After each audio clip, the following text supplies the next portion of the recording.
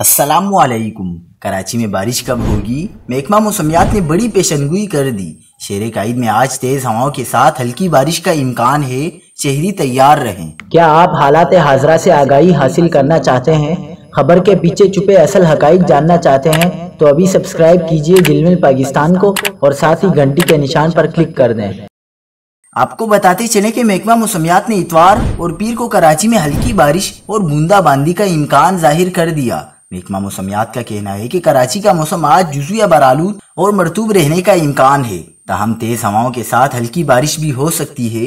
महकमा मौसमियात के मुताबिक कराची में आज ज्यादा से ज्यादा दर्जा हरारत 35 से 37 डिग्री सेंटीग्रेड रहने का इम्कान है।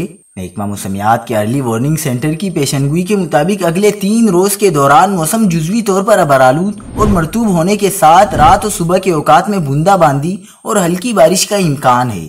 आइंदा 3 रोज के दौरान दोपहर के वक्त समंदरी हवाएं बदस्तूर मुअत्तल रहने और बलूचिस्तान की मगरिबी हवाएं चलने का इम्कान है।